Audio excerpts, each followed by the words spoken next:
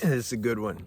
Let's talk a minute though about what a twin flame actually is. I like the word soulmate better because it's more broad. So this twin flame idea came. I don't know when it came, but it wasn't there when I was growing up. See, the mind likes dramatic stuff, just likes it. There's one being in the entire universe that if I find them, it's like, man, we're like eternally gonna be just satisfied with each other. But it's like this. When I started to recognize who I was as an individual, you see, you can't skip that. Can't just, you know how many people I met that they like to bypass that part? What are the stages? Collective, individual, and then you can say transpersonal. A lot of people, the mainstream, it's collective. You say something, you know exactly what to say to make them feel good, or you know what to say to make them feel bad. It's like the software, you know their software. It's super easy. Compliment them, oh yeah, thank you. Tell them they're stupid, oh man. Okay, this is mainstream software, that's collective. Next level is individual. You start to recognize your own individual karma, your own unique, peculiar karma. After that, transpersonal. You realize you can say your formless self without, there's no quality there. It's just, it's pure. But the individual self plays in that, this spacious, formless self. So a lot of people, a lot of non-duals particularly, they like to bypass the individual self, say there's no karma, there's no individual, I'm just the formless. I know. How does that tie into the twin flame? Okay, when you start to know who you are individually, as an individual, as a sense of an individual that God created purposely, don't bypass that, then you're going to start to know, you're going to attract who you're really supposed to attract. It's just automatic. You're not going to have, it used to surprise me a little. Girls do this a little more, generally speaking. You know, one boyfriend will be like totally different than the other. And the next one will be even more different. I'm like, I was telling my ex-girlfriend that. I'm like, don't you know like who you're attracted to? You know why they don't know? See, if they have an ulterior like motives and agenda, like if they're looking for security or they're looking for more materialistic things, well then that's going to be the main focus. That he's giving me security. Or if it's a guy, she looks good, good arm candy. She's giving me sex. So their archetype can be many different flavors. You haven't reached, you can say, a spiritual maturity to where you can attract your real type. So you got to at least reach that level before we can start to talk about soulmates or to get more drastic, the twin flame. So the twin flame, it's an archetypical energy. You attract the same archetype over and over again because that's your mate, that's your archetype. That's your twin flame. Twin flame, though, takes multiple faces. It's the same archetypical energy. You can say that's your twin flame, but if you're a guy, she can wear many different faces. But you'll be attracting the same, you can say, essential being over and over again. That's what I did. I know my type, so-called type. I don't have a type, though, not really. My type, okay, let's talk about type. It's raw. She's raw, but you know, like Angelina Jolie, how has a sophisticated flair about her, but she can be raw as hell at the same time. I like that. I like that balance. Those are dangerous girls. See, I like the dangerous girls. I like the kind that can like rip your heart out and then be like, yeah, I got your heart. I went through that. Can't do that to me anymore. But it was good training, you see. Let them break your heart so your heart gets stronger. This is good training. You may not be interested in hanging out with them afterwards, but it's okay. You get that training. But I liked this realness, rawness, no pretension, no pretentiousness, no passive aggressive, no playing roles, authenticity basically. But my main thing I like is authenticity. But for the icing and the little, dressing, raw, real, just has that vibe. I noticed being in South America, the Latinas, they had that vibe. It was kind of, rough by nature, but at the same time, feminine, some of them, most of them. I like that. I like that blend. All right. Damn, I was going to say something. Oh, well.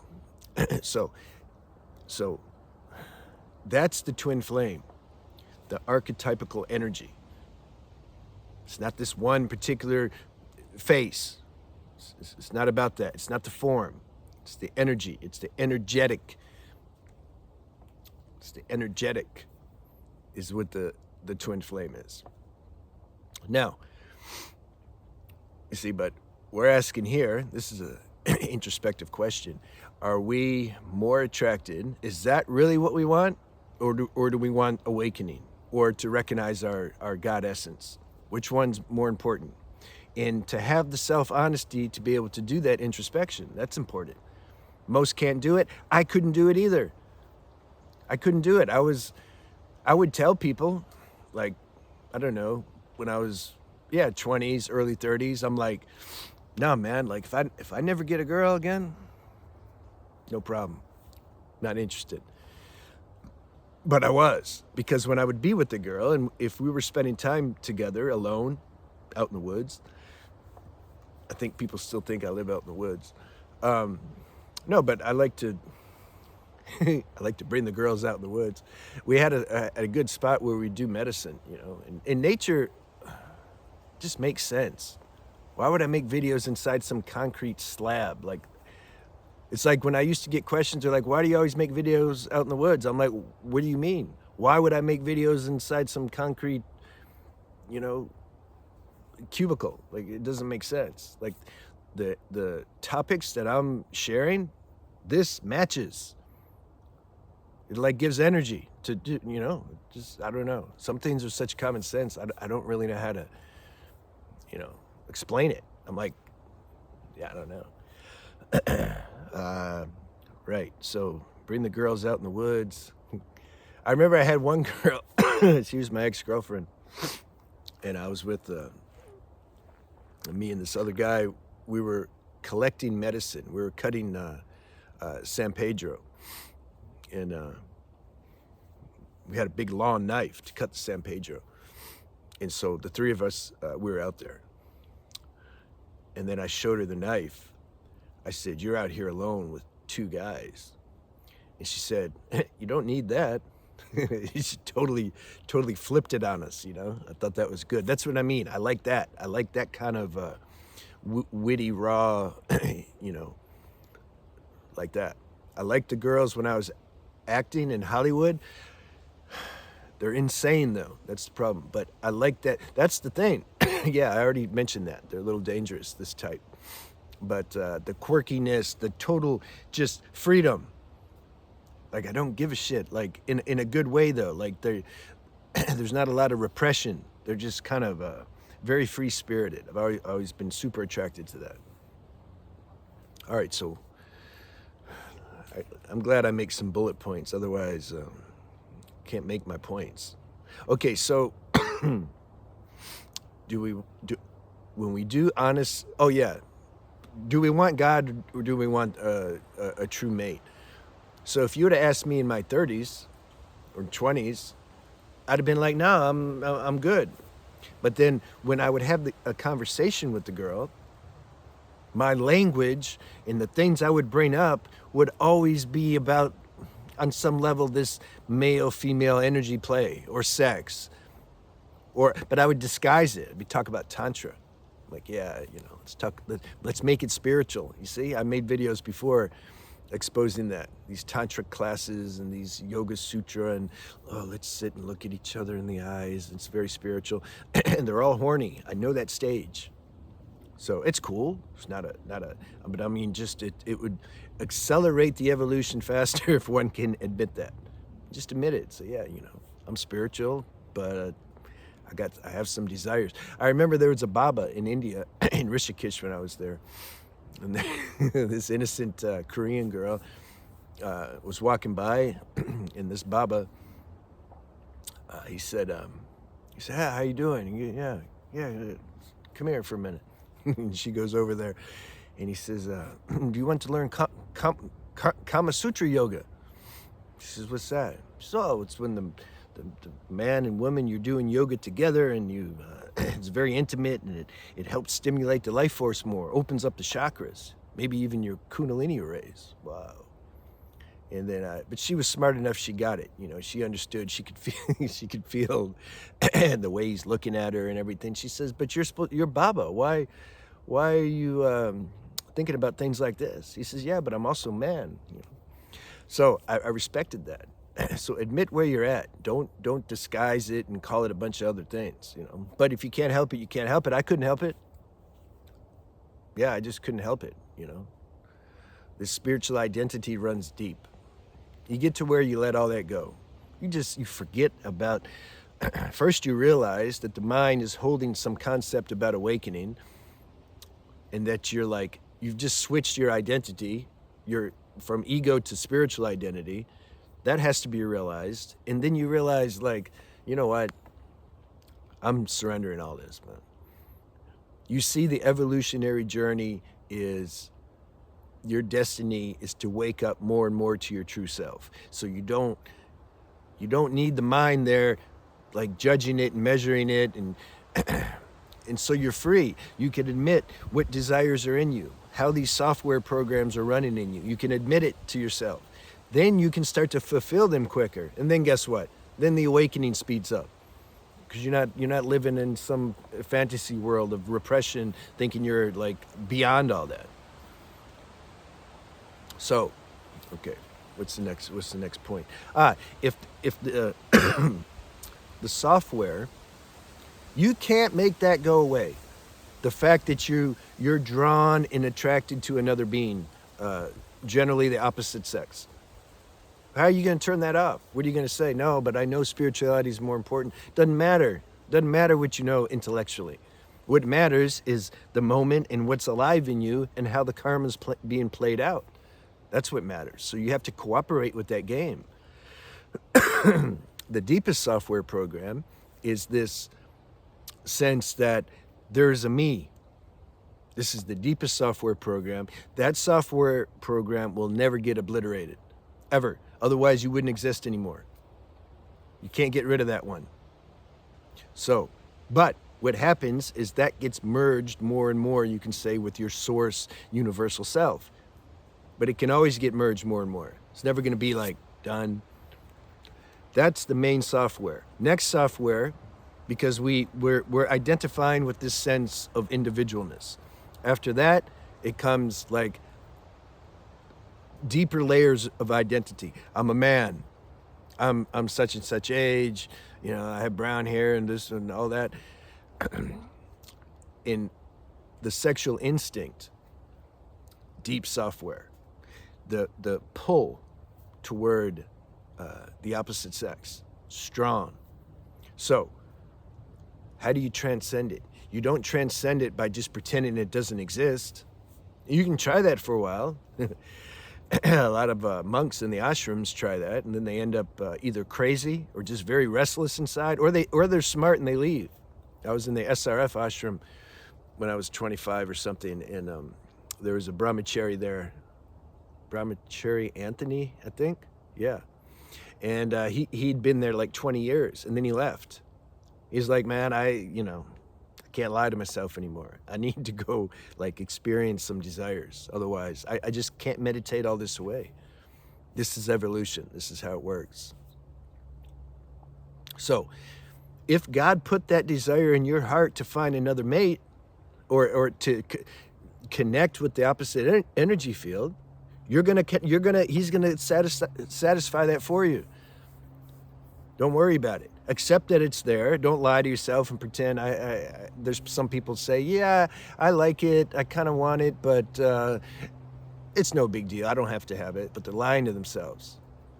Of course, you're not going to die if you don't get it, but I can tell by your language and your vibration and your energy and your conversation that you're it's deep. The karma is there. You're looking for it. Admit it. If you admit it and cooperate with it, then maybe the universe can send it to you more easily. And then you can be free of it. This is the point. So everybody almost has that instinctual drive to experience that desire. There's a few exceptions. Deada comes to mind.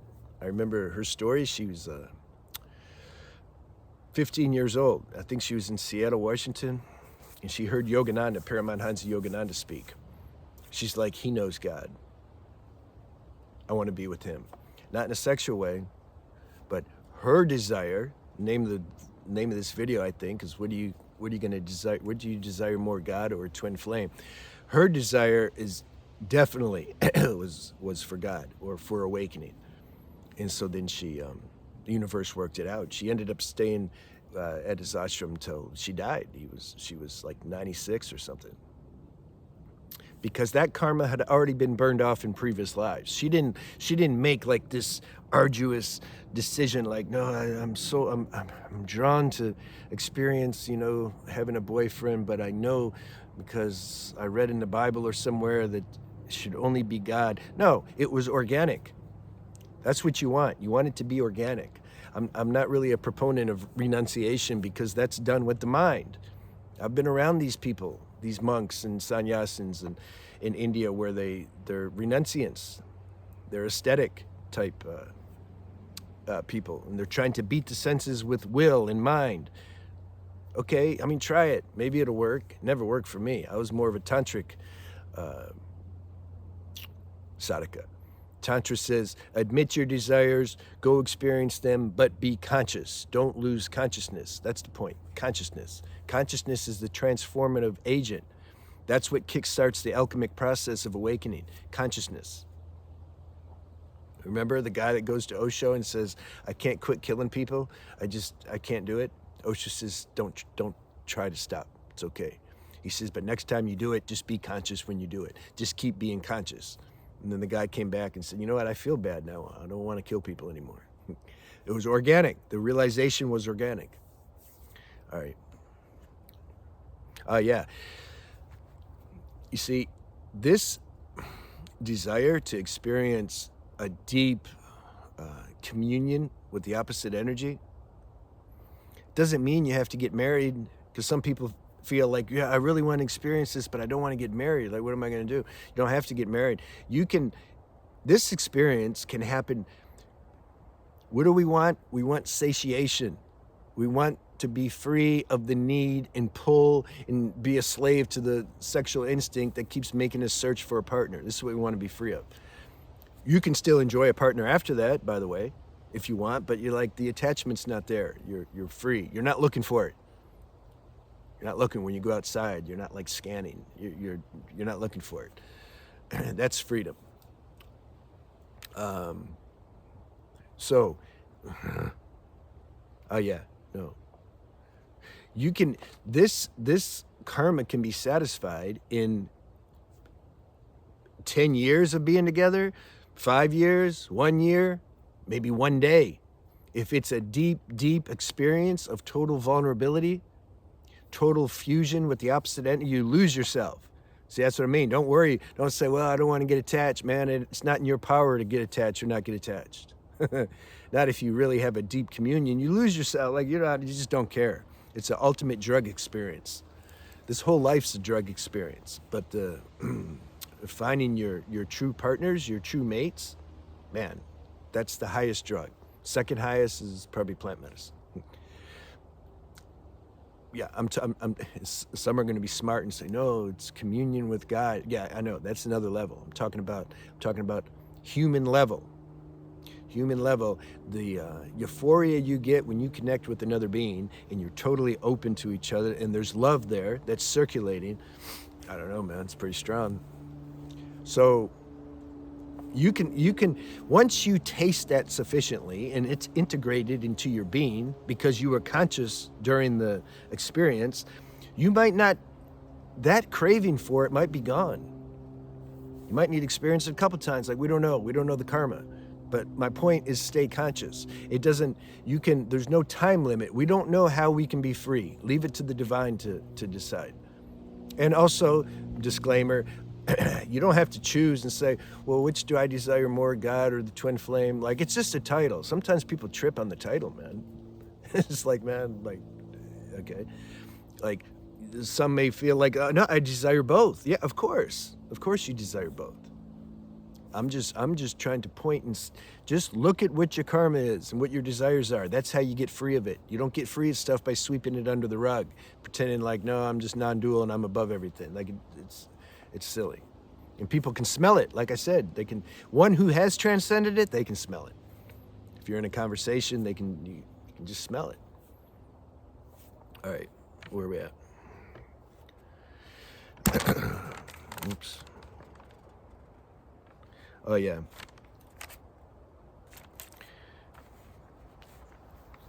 This is prevalent in the spiritual community. Imagination, strong. And then you have all the love stories in music, the songs to back this up. It paints a picture like, oh, if I just find the right one, man, there's not even any duality then. It's like, it's just going to be awesome all the time. And then the spiritual people, the way their mind, the ego works, and the ego loves spirituality. It can wreak so much havoc in the spiritual realm.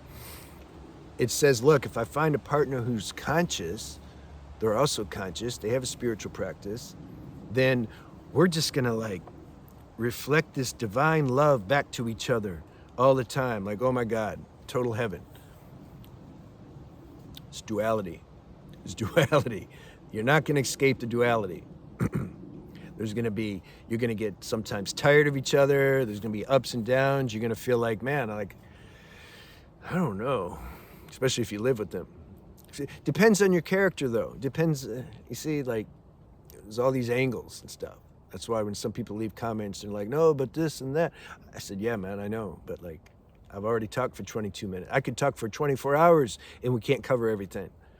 Some people's constitution, if they're more kapha by nature, they like that. They're more relationship tuned. Somebody who's more vata or pitta, they kind of don't want to be tied down, you know. So my point, though, is there's always duality on this level. There's always duality. So know that, because if there's expectations that something will look a certain way, and yeah, it will look like that at the beginning, especially if you find, especially if it's your first time finding, you can say you're a soulmate. Remember, they can take different faces. So I say a soulmate. You're just be like, oh man, I'm done.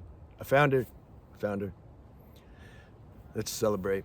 That honeymoon stage wears off. And then you start to get more familiar with each other, and then you maybe start to want some more space, but you can't because like she or he's there, and this is duality. Now, are there lessons in there to be learned for spiritual growth? Yeah, everything's a lesson. But I'm just saying, I like platonic relationships. I like them so much. I just like them too much, maybe. All my girl friends that I've known for, over 10 years. There's a handful, maybe something. We haven't had sex. It gets weird after sex a lot of times. It gets weird. I've had one girl where we had sex and it's high level. And we still talk. Nothing happened. That's high level. Yeah, we did some real Tantra. Neither one of us orgasmed on purpose. She came up with a good rule. She said, look, when I get close or you get close, we're say 10 seconds. It's called the 10-second rule. So then we're supposed to like chill, let the heat go down a little bit. But sometimes I'd play. After she said 10 seconds, I go faster, just for a second, See, remember my archetype, I'm more joker by nature. But anyway, we had a super good, because she's post-therapy. And I'm post-therapy, and so there's no like hidden trauma and stuff in there that's gonna like come out like a monster after you have sex.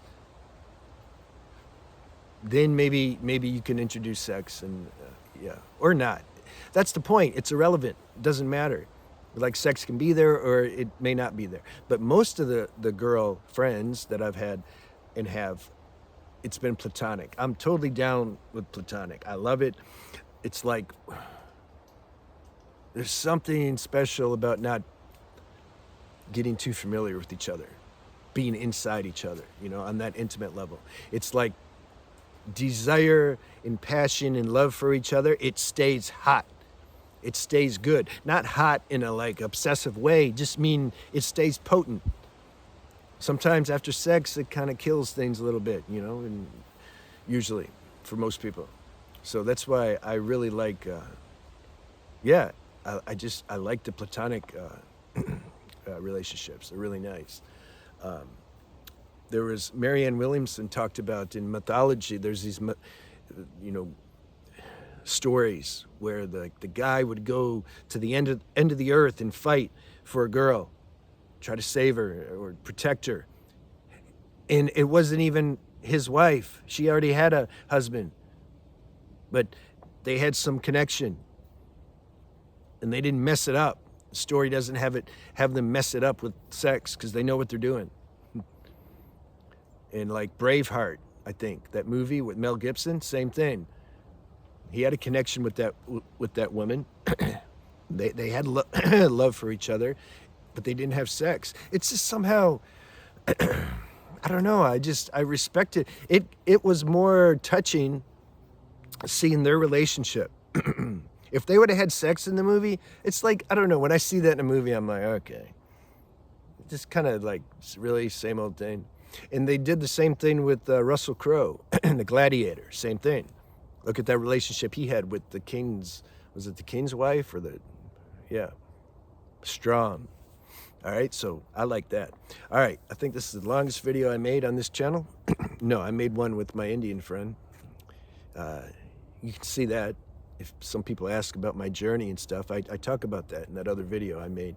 It's like 3 videos ago, My Story in India. Something like that's the title. I do consultations if you feel moved to. My email's on the banner. We'll do a group again at some point. I'm in Florida seeing my mom, and so I just gotta, you know, organize things. I need an organizer. That's what I need. All right, I'll see you.